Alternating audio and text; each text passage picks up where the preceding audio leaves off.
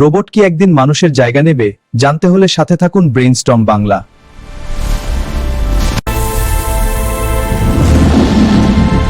কৃত্রিম বুদ্ধিমত্তার ধারণা শুরু হয় 20 শতকের মাঝামাঝি সময়ে। অ্যালান টিউরিং প্রশ্ন তুলেছিলেন, মেশিন কি চিন্তা করতে পারে?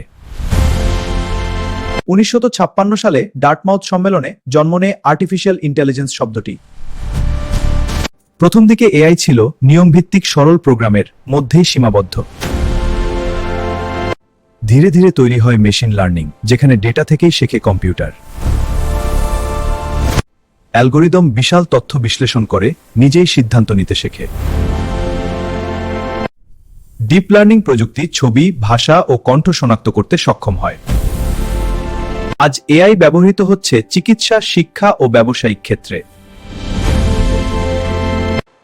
স্বয়ংচালিত গাড়ি ও স্মার্ট রোবট ভবিষ্যতের ইঙ্গিত দিচ্ছে। তবে অনেকেই আশঙ্কা করছেন, চাকরি হারাতে পারে মানুষ। নৈতিকতা ও গোপনীয়তা নিয়েও তৈরি হয়েছে বড় বিতর্ক।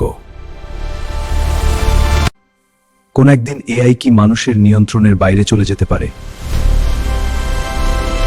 বিশেষজ্ঞরা বলছেন, প্রয়োজন নিরাপদ ও দায়িত্বশীল এআই উন্নয়ন।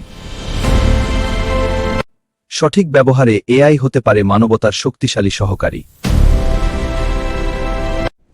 ভুল ব্যবহারে এটি হতে পারে বড় ঝুঁকির কারণ। কৃত্রিম বুদ্ধিমত্তা নাকি নতুন চ্যালেঞ্জ, সিদ্ধান্ত আমাদের হাতে। ভিডিওটি ভালো লাগলে লাইক, কমেন্ট এবং শেয়ার করতে ভুলবেন না। ফলো এবং সাবস্ক্রাইব করে ব্রেইনস্টর্ম বাংলার সাথে থাকুন।